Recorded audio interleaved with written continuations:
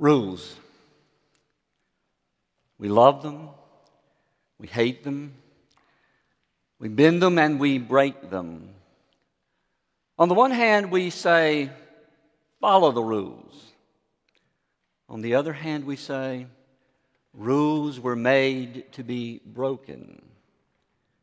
Rules bring chaos. Rules bring order to chaos. Rules assure that everyone knows exactly what's expected of them. Rules take the fun out of life. Rules are used to control us. Rules. Well, just who needs them? I don't know this morning how you personally feel about rules.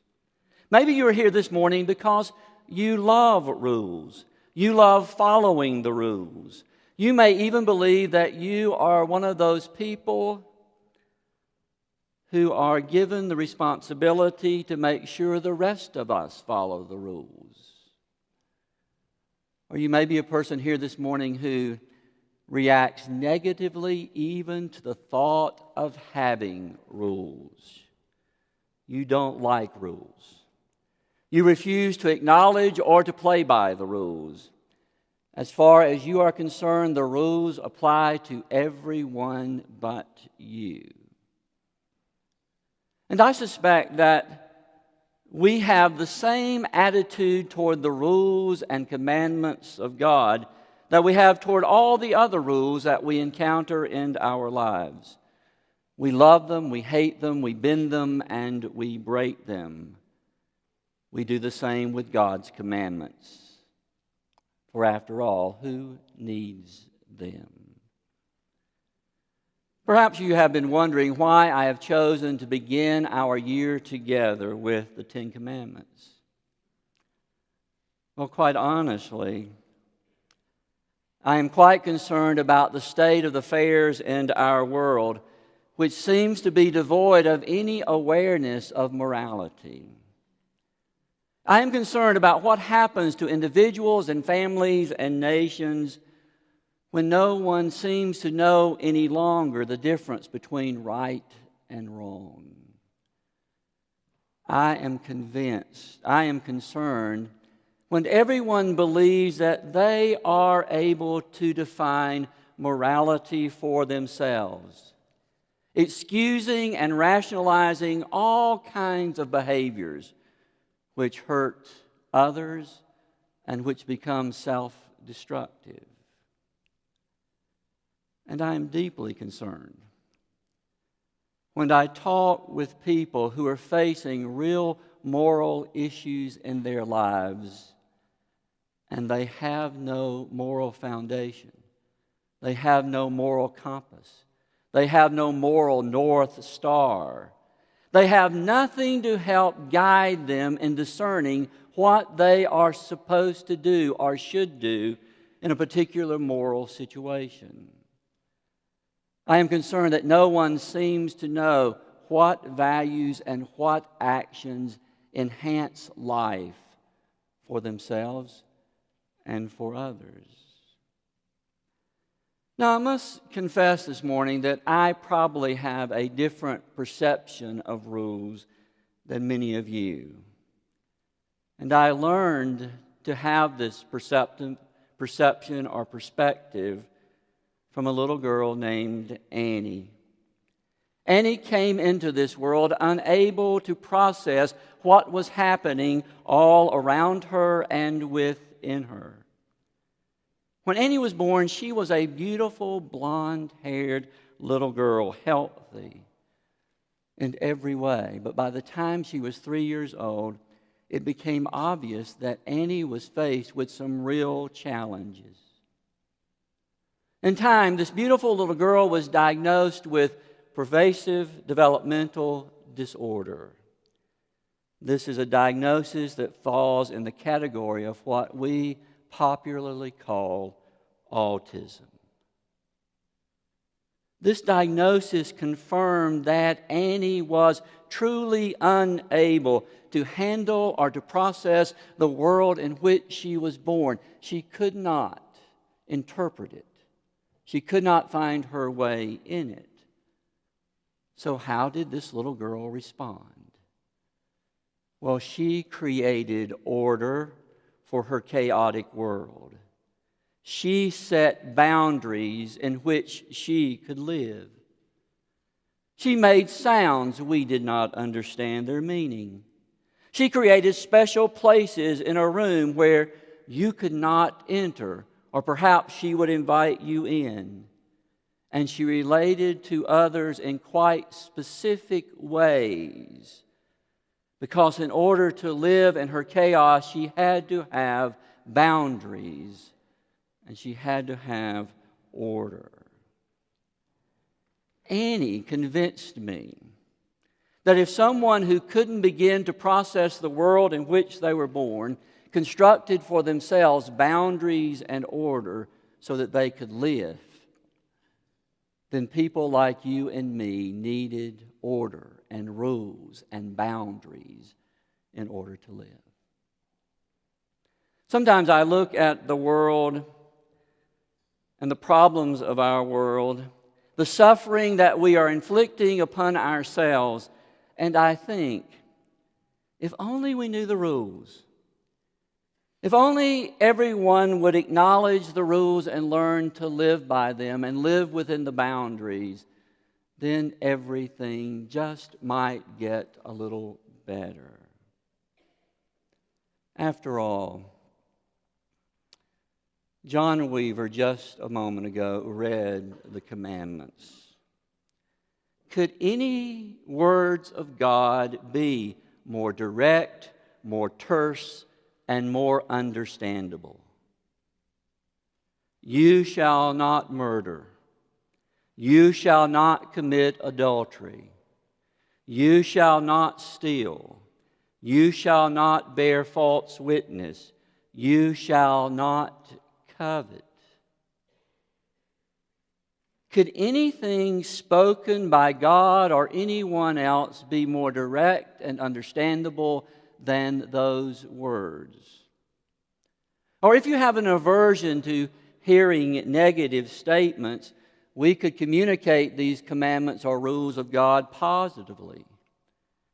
You shall honor life. You shall honor your marriage relationship.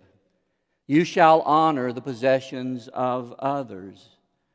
You shall speak the truth. You shall share. It seems reasonable to believe that if people could agree on these rules and seek to obey them, that the world might be a better place. But upon reflection, I realized that we were missing something in our world today much more significant than rules than we can agree on. It appears more than missing words in our world today, we are missing someone. We are missing God Himself.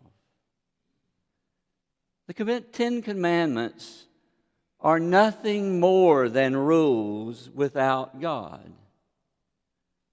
And it appears that more and more of us have taken the living God and ushered Him to the very edges of our lives.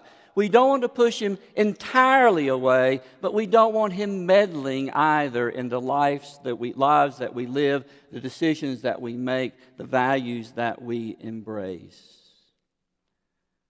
So this morning at the beginning, I think we should begin by recalling that the 10 Commandments are not primarily a moral code for people who desire to be good and moral people.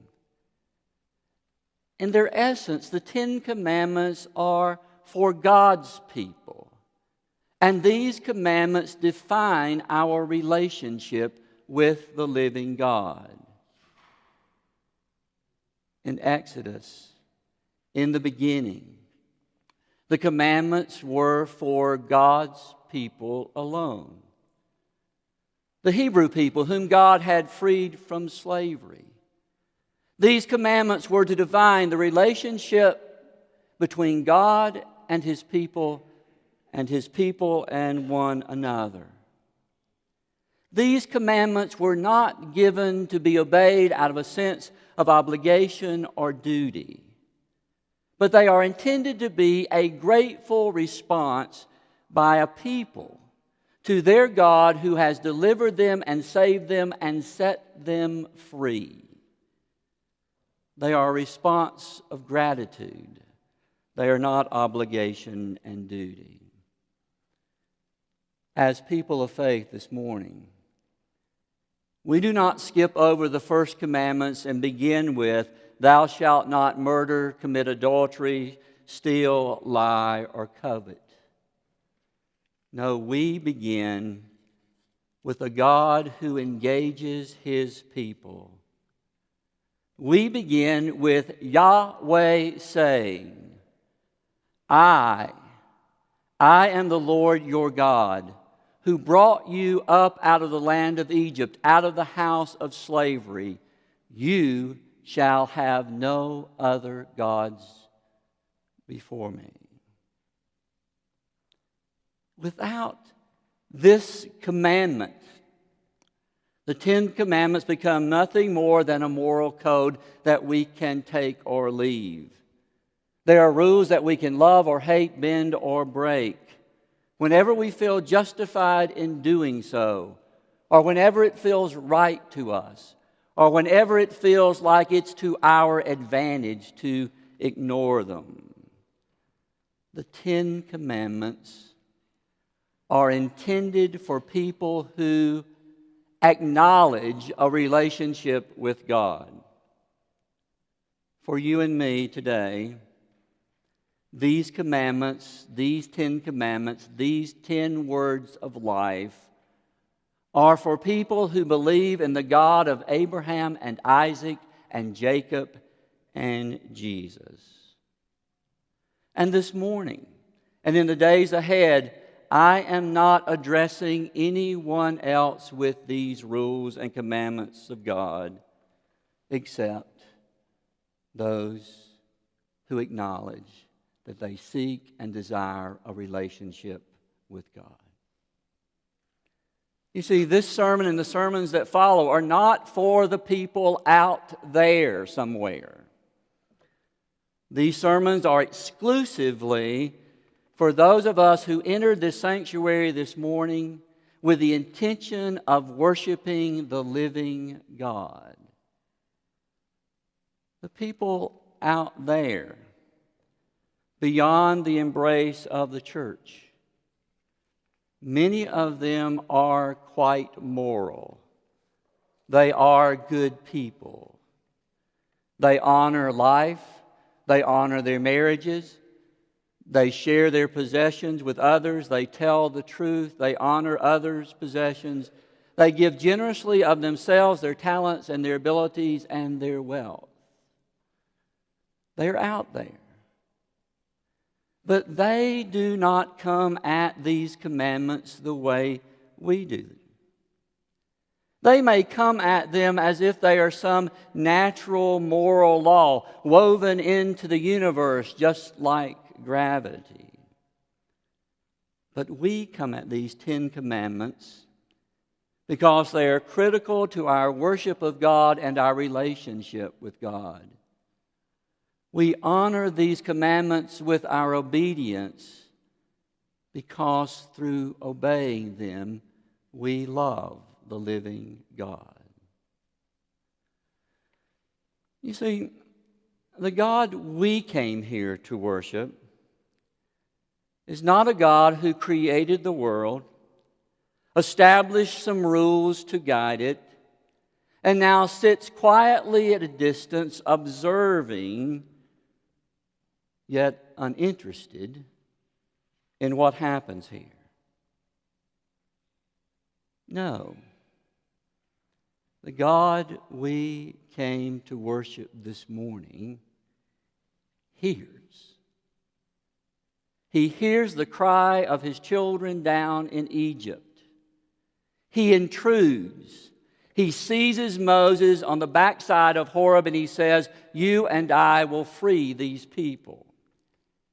He's a God who cares, a God who acts, a God who speaks, a God who calls people into relationship with us. To say God is jealous is to simply say that God is passionately engaged with us in our living and in our lives.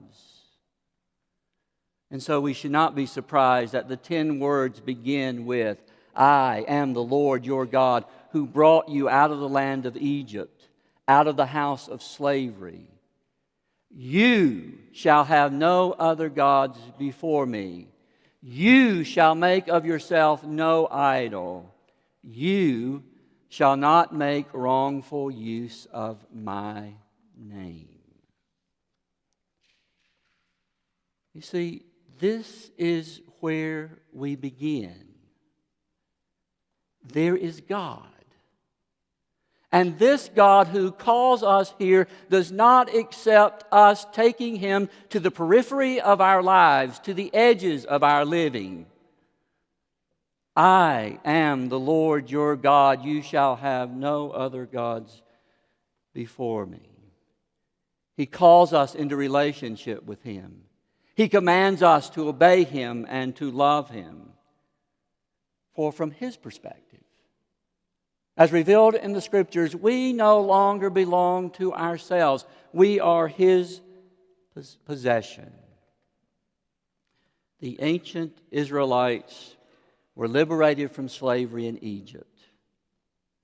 Through Jesus Christ, you and I have been liberated from the power of sin and death. And because we have been set free, we are now called to be God's distinctive people in the world. As God says from the mountain, we are to be a priestly kingdom and a holy nation. The Israelites were to be a blessing to all the families of the earth. Jesus says that you and I are to be salt and leaven and light in the world in which we live. Regretfully, it appears that we have forgotten or we have chosen to ignore the first commandment.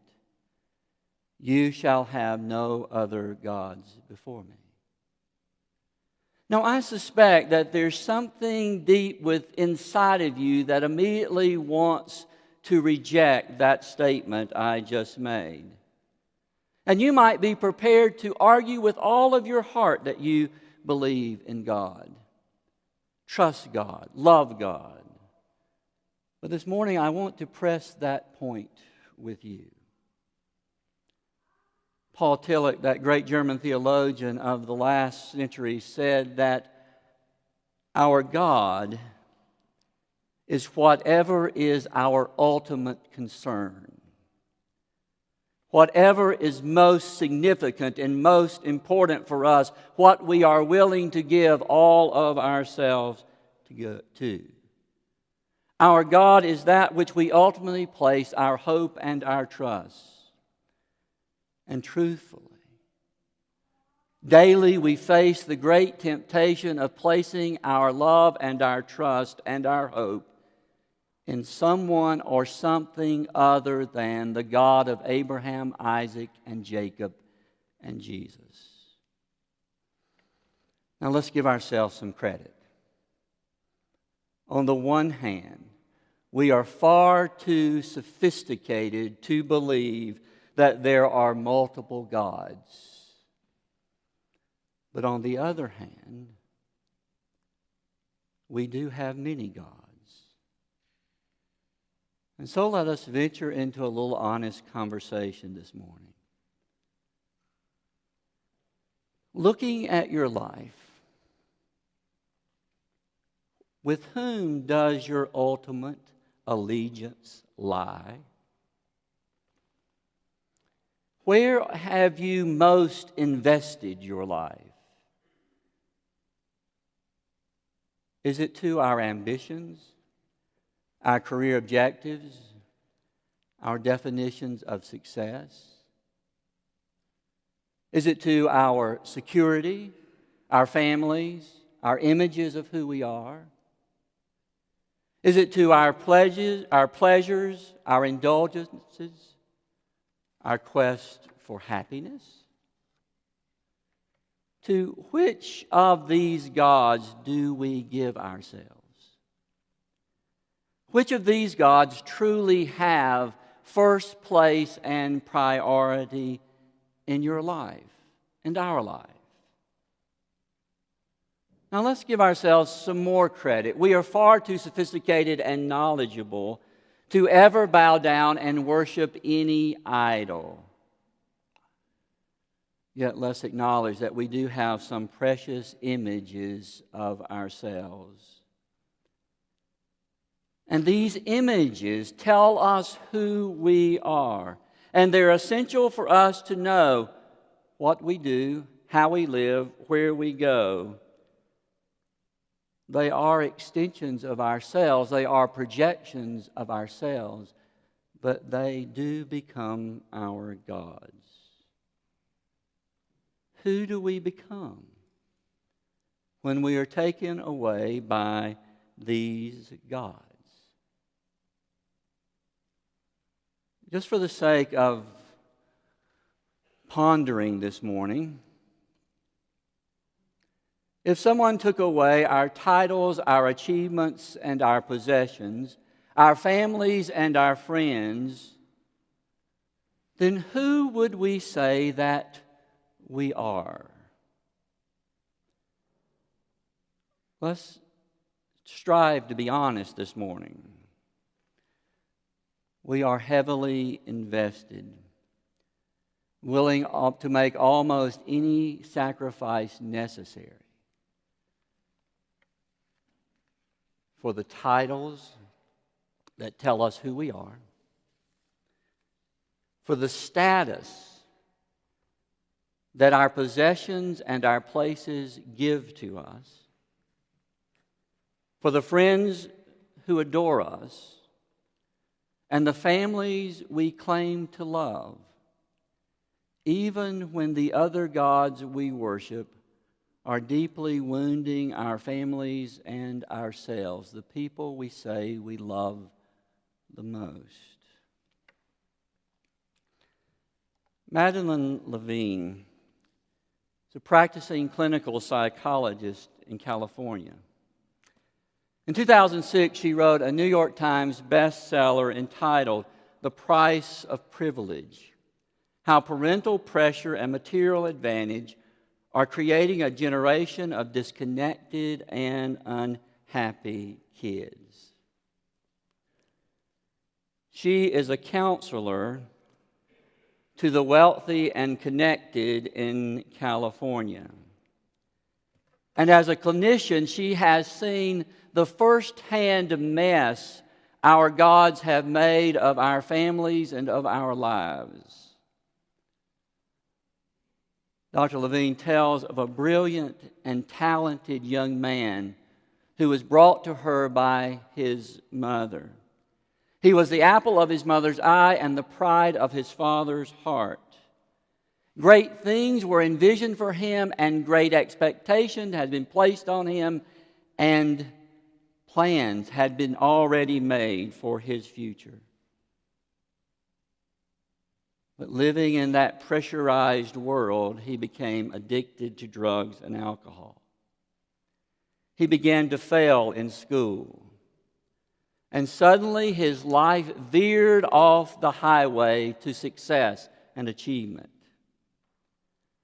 One day in Dr. Levine's office, the mother pleads and pleads with her son to stop doing drugs and drinking alcohol. She lectures him on how he's destroying his life and ruining his chances and wasting his abilities.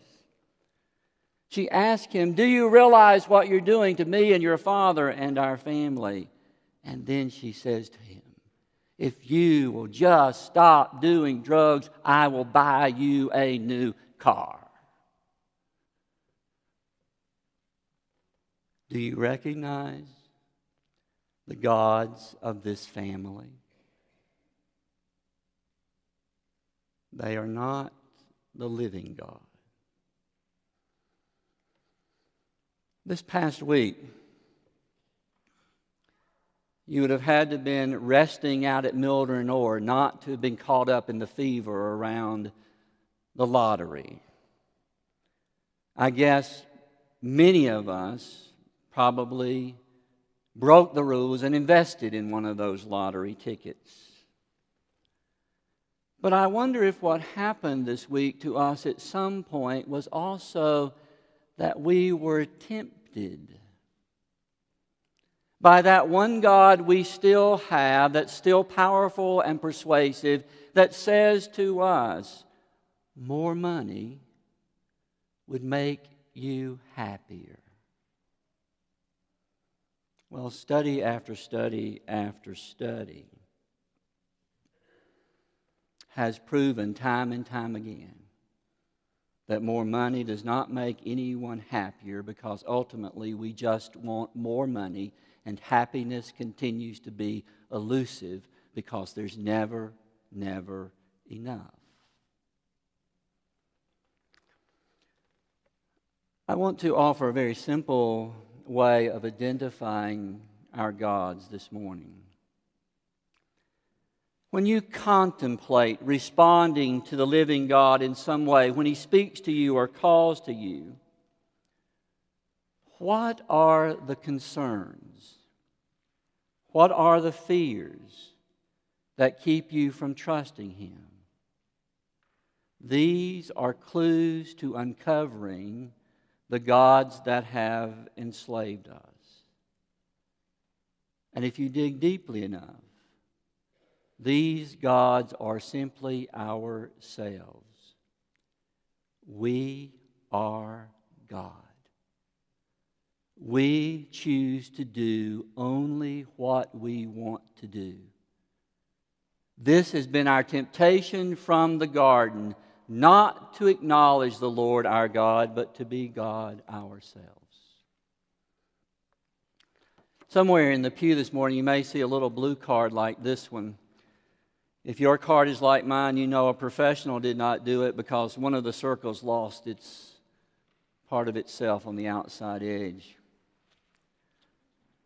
That dot, you can take one with you or you can make one.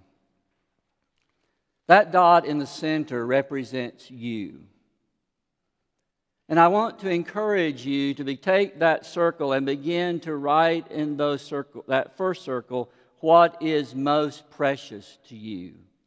And the next circle and the next circle, identifying what your priorities are in life and moving outward to things that may not have any significance to you at all. And when you have done that, I want you to make a mark that demonstrates or signifies where God is for you.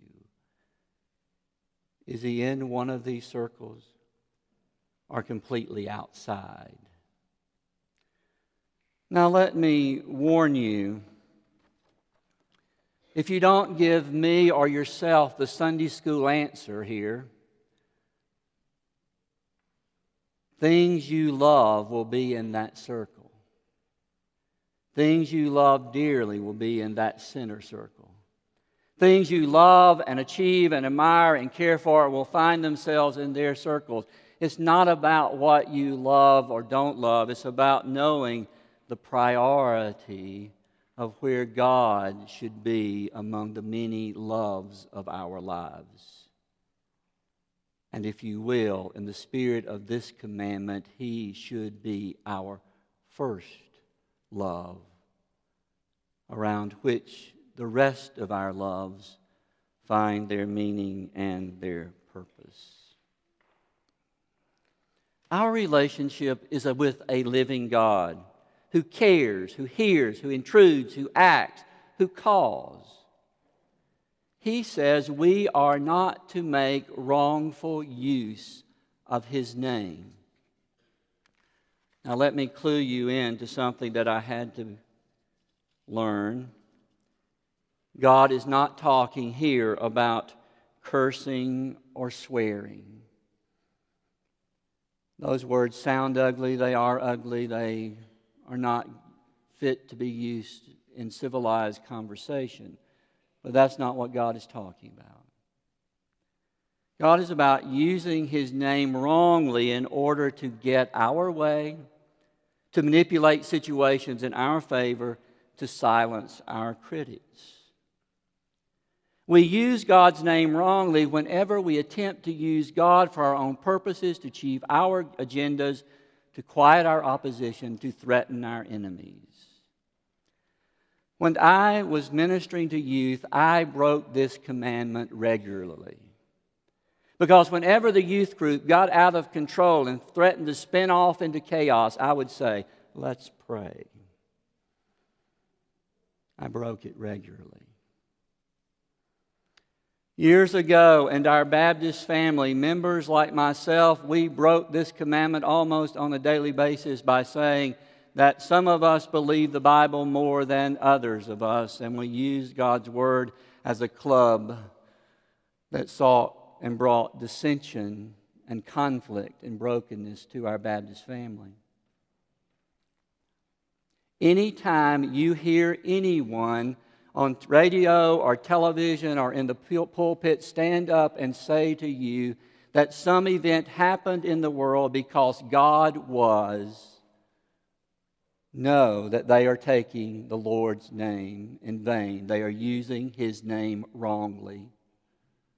They are not honoring His name. This commandment reminds us not to use the name of God unless we mean it, unless we are really serious about it. This morning, my primary concern as your pastor is that we take seriously once again our relationship with the living God. That we move Him from the periphery of our lives to the center of our lives, and we worship and honor Him in the way that He calls His liberated and freed people to worship and love Him. We need to remember that this Lord our God saves us, and He has redeemed the messes that we have made with our lives. And He calls us into continuous loving relationship with Him, and He establishes for us the boundaries in which we live that will lead us into deeper and richer experiences of Himself. Perhaps these commandments might make more sense to us if we could hear them this way. Yahweh speaks, "I am the Lord your God. You are my children. Whatever you do, don't murder. Whatever you do, don't break your marriage. Whatever you do, don't steal. Whatever you do, don't lie. Whatever you do, don't be greedy." The commandments are not simply rules to love, to hate, to break, or bend. The commandments define our relationship with God, and we express our love for God by obeying His commandments. There is a story that flows from the rabbis. A gathering of rabbis began to wonder, if the 10 Commandments were so important, why did God wait so long to give them to His people? And as you can see in Exodus, there are 19 chapters before we get to the 10 Commandments. The rabbis answered, "Suppose a man entered a city and said, 'I shall rule over you.' The citizens of that city would say, 'And who are you that you think you may rule over us? What have you done for us?' Then what did this man do? He built a city wall. He brought prosperity to its citizens. He brought peace in their time. And then he said, 'I will rule over you.' And they gladly said, 'Yes.'" You see, God heard the cries of His Hebrew people. He freed them from slavery in Egypt. He divided the sea. He fed them in the wilderness. Then God said, I will rule over you. And they said, yes, and you alone will we worship. They said, we shall be your people, you shall be our God. We will be a kingdom of your priests, and you may bless all the peoples of the earth through us. This morning it's important, I think, that we face the biblical reality that there is a living God, and we are not God, and we are called to live in relationship to Him. And the Ten Commandments set the stage for living in relationship with Him and loving Him. I am the Lord your God. You shall have no other gods before me, beside me, or alongside of me. I alone am God. This is the word of the Lord. Amen.